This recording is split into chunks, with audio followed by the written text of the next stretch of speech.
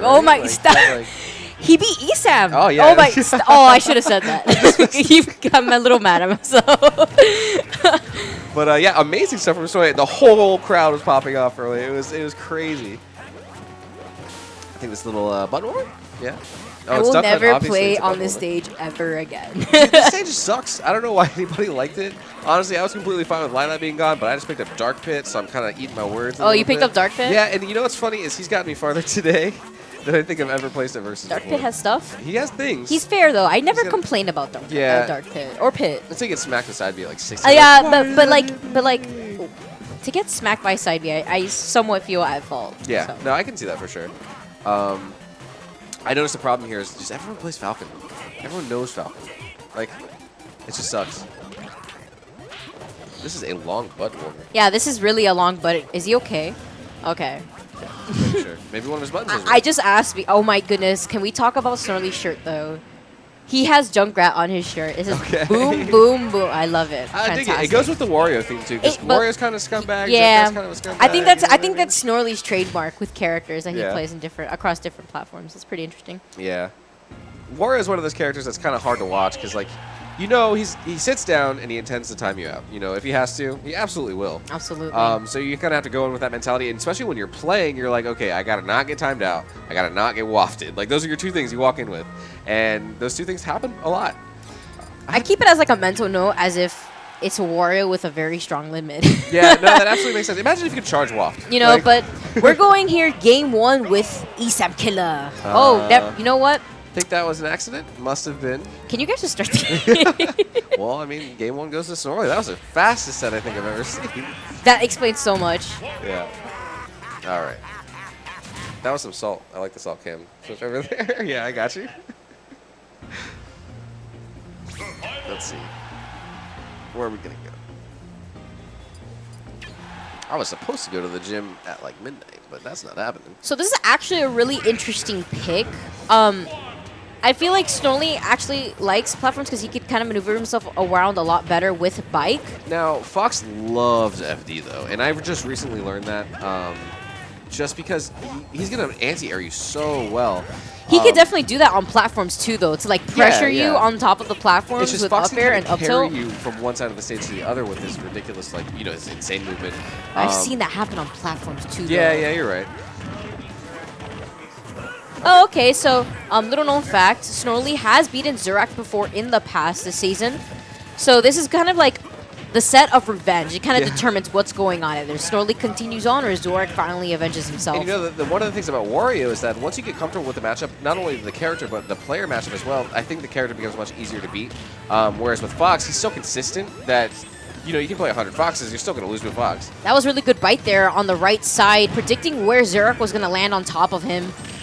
And he's just dash keeping attack. Zurak off. Oh my goodness, and he attack. tried to get his two-frame. Wow, Oh my Snorley gosh. calmed down. But that was still a huge amount of percent, so it's completely worth it for him. And the back air kill because of bad DI! Yeah, questionable Oh my DI gosh. there on the right side.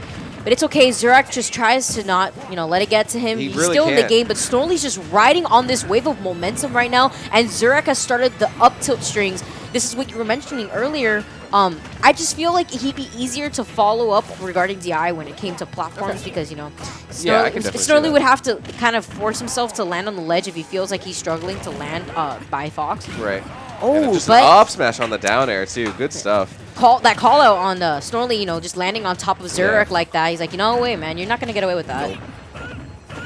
Odd that there wasn't a hitbox out on the down air right then either. Okay, just up air central over here. Did you see how quickly he evened up that stock, too? Because just Fox's combo game at early percents is absolutely insane. Hey, man, Fox is fair. True. Yeah, very fair. Honest, some would say. Oh, actually, I didn't notice that. But Zurak doing such a fantastic job at just trapping Snorley and bringing this entire game back. Is he just going to bring this back from the two-stock deficit that he was at right really now? what it seems like right now. Wario's movement in the air, a little bit tricky to get, but honestly, like I said, FD just limits your... There you go. It limits your options to land, I think, more than platforms. Because on platforms, you can land, you can shield, you can jump to a different platform. But on FD, you have to dedicate yourself to either going to the ledge or landing on the stage. And it just that seems like what cost that Snorley that entire last stock. Zurak was also pressuring Snorley immensely, especially on the ledge there. He continues to keep Snorley off the stage, and that's where he racked up the most percentage, and that's where he kind of evened out the game at most. Yeah. That's why on the ledge there, that closing stock was him just trying to backer. That backer could have covered neutral get up, and that backer could have covered jump. Right. But if Snorley would have rolled, Zurak would have been able to react to right. something else. That's what's crazy about it. It's because auto cancel back air and a dash attack into up air. That's a kill confirm. Like, it's crazy.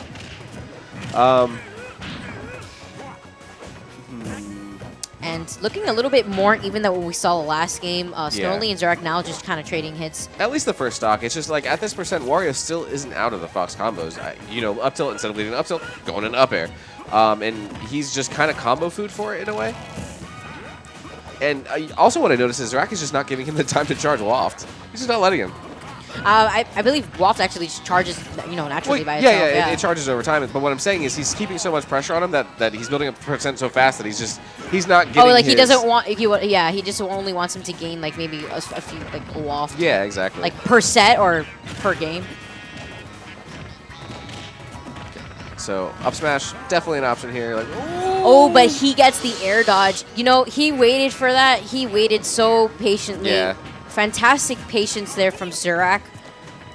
Snorley could have thrown out some sort of hitbox, but I really think it probably wasn't the best option. He should have played defensive like that, and unfortunately, he just chose right. You know what I mean? I feel like he was riding on this wave of momentum the first game, and then suddenly he got a lot cockier and started pressing so many buttons, unfortunately, and those many buttons treated him very poorly. Yeah, I can see that for sure. Good power shield on that, but Fox's illusion just sometimes you can't punish it. Let's see. Wario having sort of a hard time killing when he doesn't have Waft as well. I know F-tilt is pretty good. I mean, we did see back air close out relatively early because of bad DI, but if he mixes up, and he does have Waft right now as well. I kind of feel like he wants to save this Waft, though, and not use it this stock, preferably the next stock. He just has to continuously keep pressuring Zurak on the ledge there, but Zurak is just doing such a great job at maintaining stage control. Okay, forward throw. Not going to do it. But good placement of bike. Okay, wow. And that's the stock that Snorley really wanted. And, he's actually not at a much of a deficit, honestly, but with Fox as well. Right. Well, the more rage that Snorley gets, the earlier Waft is going to kill.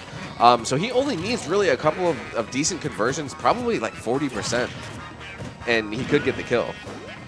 That is if Zurak does not up air him first. 25%, Kino says. Proving me wrong. We're here. We are ready. Now, this is the point of truth where you could see whether the Wario gets very impatient, starts fishing for down airs, wants that Waft confirm from bike. Right. Well, at the same time, like, I feel like Warriors don't want to die without using the Waft. Does that make sense? Oh, of course not. Like, they might as well at some point, but he's in a really good spot right now. Pressuring with that's not going to do it. The Wario is big. Double C. All right, going to the other side of the stage. Oosh. Snorley doing such a great job at just trying to avoid Zurak. He's just taking his time. He's not throwing out as many hitboxes as we were seeing him when he was getting punished for them. He's absolutely waiting for the perfect opportunity to waft. Hopefully he doesn't try to do it out of a read, and he gets it out of a confirm preferably. And if he does get out of the read, well, please, just go for it. Auto cancel down air or back air into up tilt is just absolutely disgusting. That's what happened last game too. He pressured him so much on the ledge. Snorley put himself off stage, and immediately when he did that, he did 2 or 3 back airs, but when he was doing them, he was fading them towards the middle of the stage, and he didn't have an option to get up. If he rolled, he was going to get hit by the next one.